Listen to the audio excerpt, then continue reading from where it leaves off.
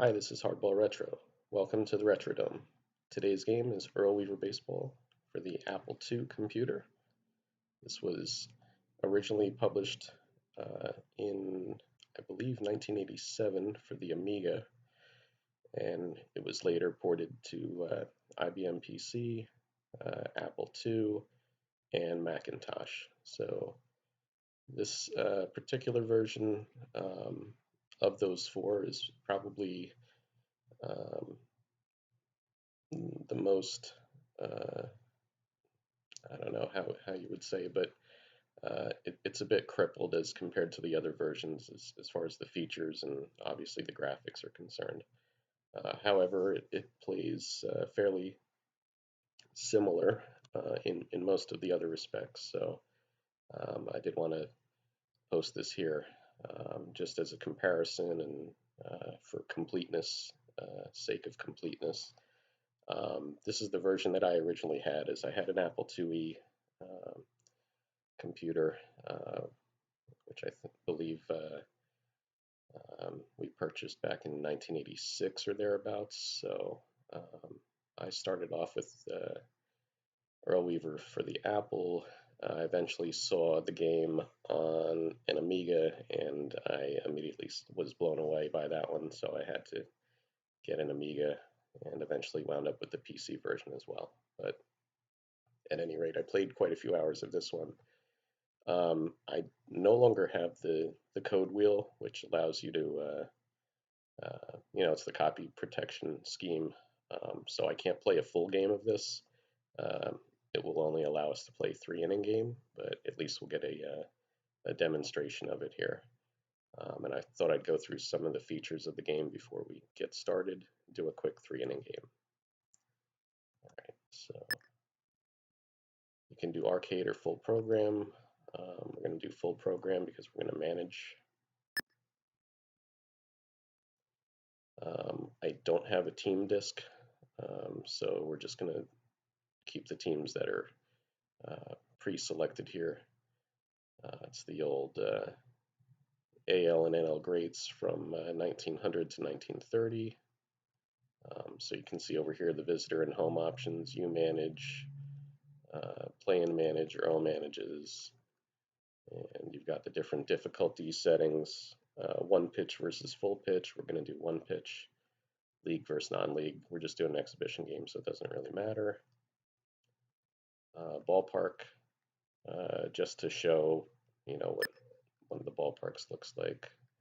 Here's the parks that come with the game, and then if you bought a season disc, it would have the parks that were current, 1980, let's say probably 1988 or thereabouts. So,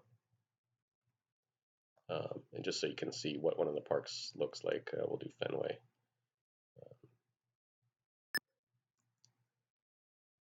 We're going to do a designated hitter. We're going to do a stats game, not an arcade game. Um, maybe we'll run through a couple of these other options later. Okay, play ball. So you can either select a pitcher or you can ask Earl. We're just going to use the defaults here. So Dazzy Vance will pitch for the National League, and Cy Young for the American League.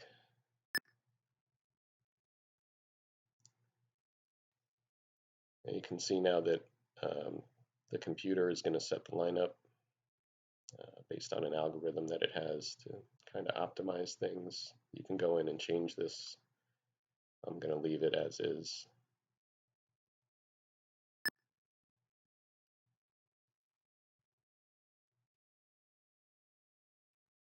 So it's not retrieving from like a pre-saved lineup like versus right-handers versus left-handers. It's actually generating the lineup on the fly based on the available players. So, and we'll take that. All right, and then I have to swap the disk here. All right, and here's where we run into our issue with not having the code wheel. I could not find one on the internet, and I haven't been able to find a copy of this game for sale, so we're just Again, we're just going to hit enter here 3 times to kind of bypass this, but as I mentioned, it kind of cripples the game. It will only allow us to play 3 innings. Incorrect number. There we go.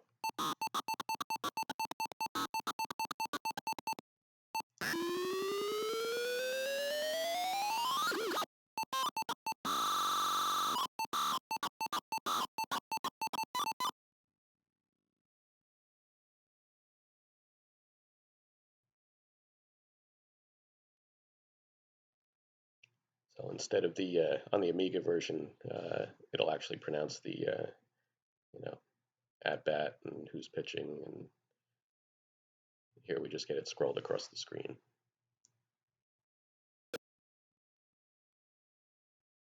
There's a pop up to the catcher. Out number 1.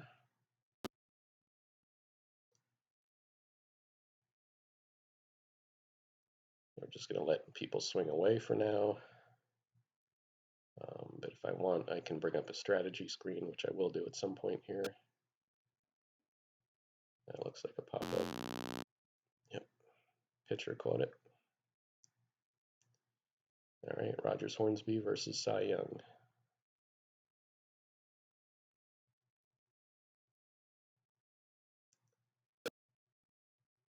Oh,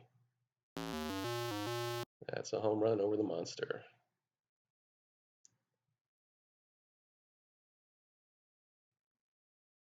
All right, 1-0 National League. So Jim Bottomley.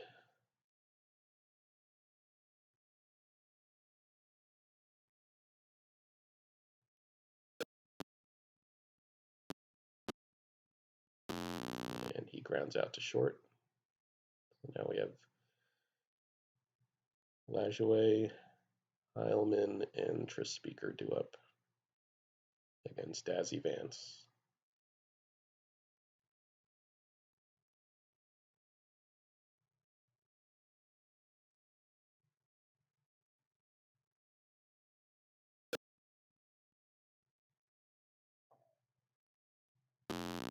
All right, pops it up to the catcher. 1 down. So we can get somebody on base here.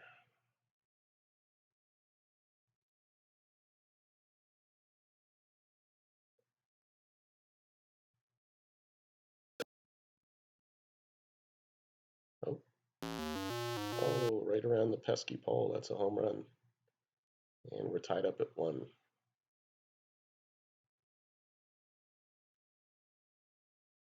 Opposite field job for Harry Heilman. Here's Tris Speaker.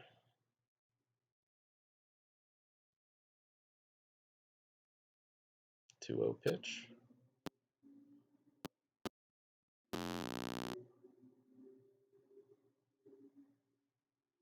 Oh, the babe.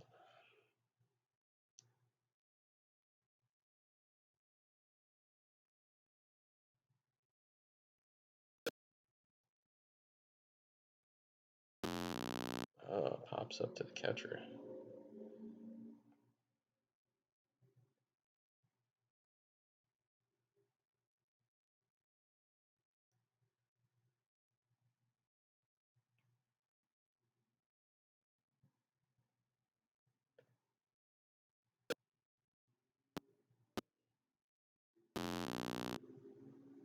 So the graphics, not much to write home about.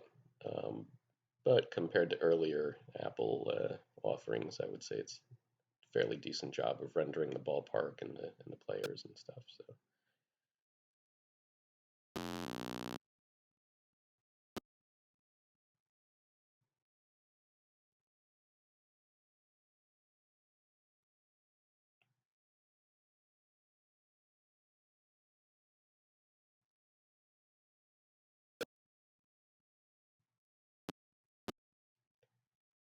There's a base hit. I believe that was Pie Trainer.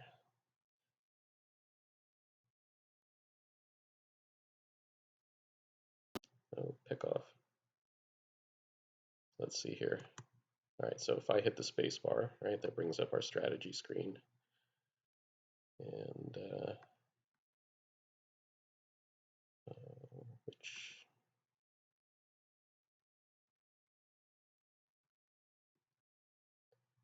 Might be a joystick thing. All right, I'm gonna back out of that. I'll wait until I'm batting here. Anyway, you can go through the strategy menu there and select different things like in at the corners, guard the lines. If you want to do a conference at the mound, that type of thing. And then the same when you're on offense. I'm not going to do anything here for Gehrig, obviously, but okay, now I can. There we go. Right. If I want to be aggressive on the bases, if I want to bunt, take, swing, and then you see the ones that are kind of maybe not grayed out, but they're blued out here. But hit and run, run and hit, steal, second, third, home, double steal, squeeze. Hide is if you're playing a human opponent, they won't see what you're selecting when you press the button. I'm just going to let it play on here.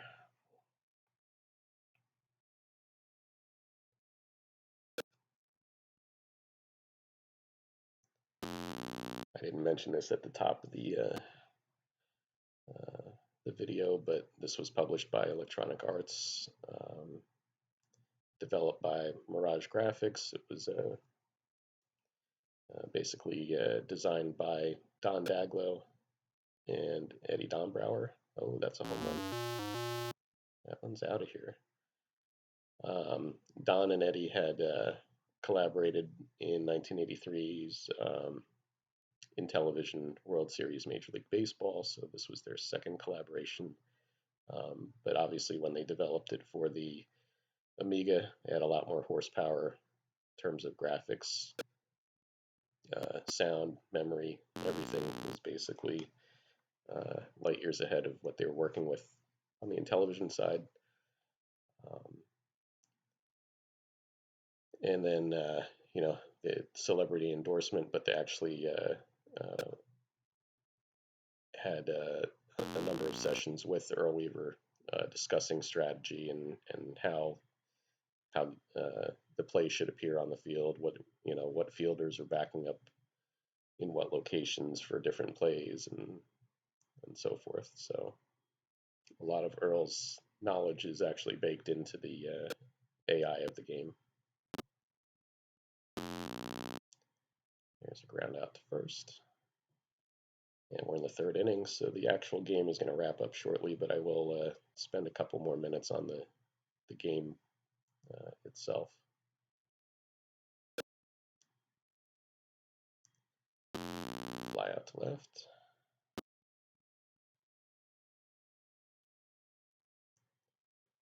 All right. Cy Young's ahead 2-1. Honus Wagner, the batter, 2 outs. 0-1 pitch. Sends this one high into left field, but caught.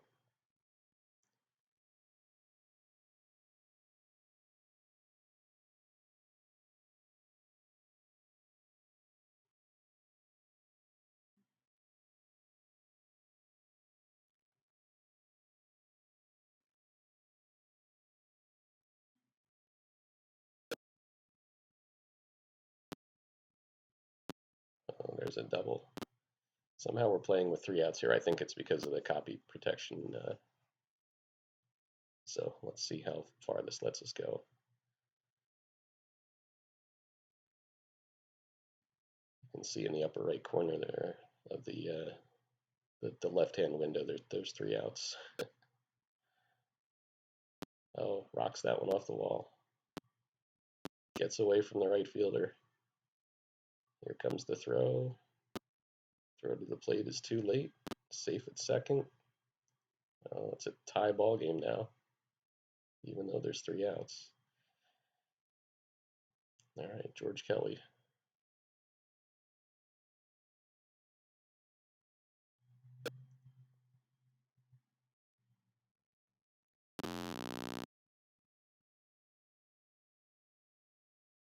Okay, now we have 4 outs. This is getting really interesting. I wonder how long we can let this thing go on.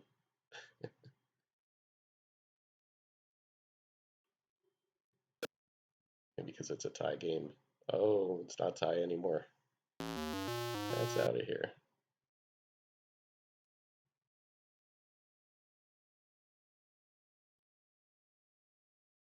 4-2.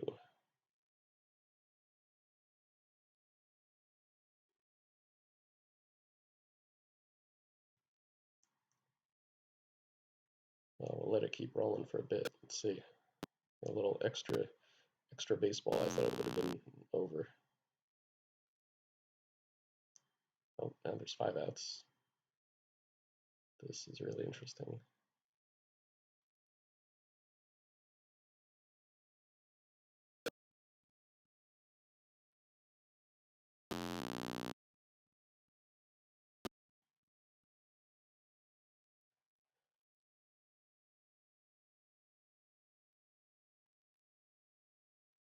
I have a feeling this game may never end.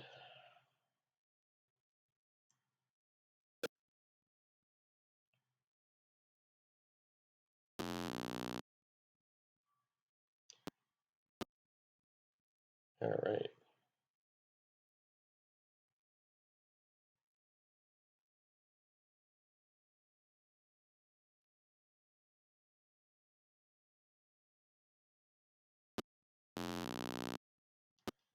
Well, that's 8 outs in the inning. I think that's all right. We'll let Hannes Wagner bat, and that's it.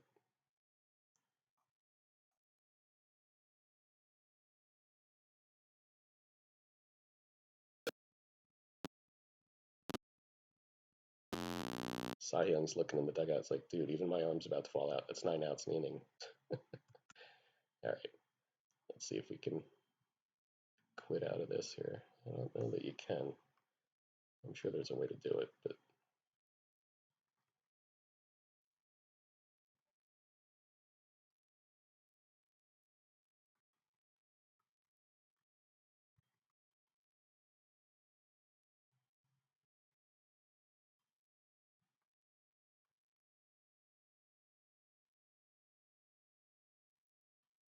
there's probably a hotkey to quit, but so far I'm not finding it. And I don't have my manual on me at the moment. So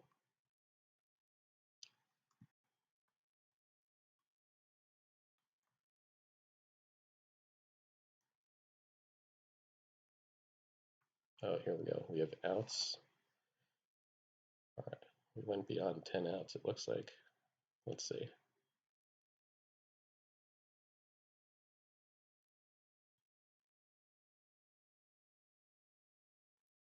All right. Now we have semicolon outs. Okay. All right. Well, I guess we're gonna have to wrap it here. I did want to show like box scores, fairly standard, box scores. The ability to edit players, edit teams, create new leagues, and so forth. I believe, but not 100% certain now that this one, I know all the other ones did eventually get the commissioner disc. I believe this one had one as well. So that really expanded. That was one of the cool features that I loved about Earl Weaver Baseball, and kind of along the lines with the other early offerings from Electronic Arts. I kind of considered this one to be a baseball construction set because just the amount of things that you could do with this compared to the other baseball games that were available at that time. You could build your own ballparks, trade players, clone players. You could have uh, all sorts of stats that were. You could save the accumulated stats. You could sort them, uh, keep track of the standings, and so forth. So there was really quite a bit that you could do with this game. So one of my all-time favorites. Um, like I said, I played the heck out of this for the Apple, but once I got my hands on the Amiga one, that was a real game changer. So hope you enjoyed this. Apologize for the glitch there with the copy protection and the number of outs here, but I knew it was only going to be a 3 inning game. I thought it would end after 3, but it wants to keep playing indefinitely, but I do not. So at any rate, keep playing ball. Take care, and we'll see you soon.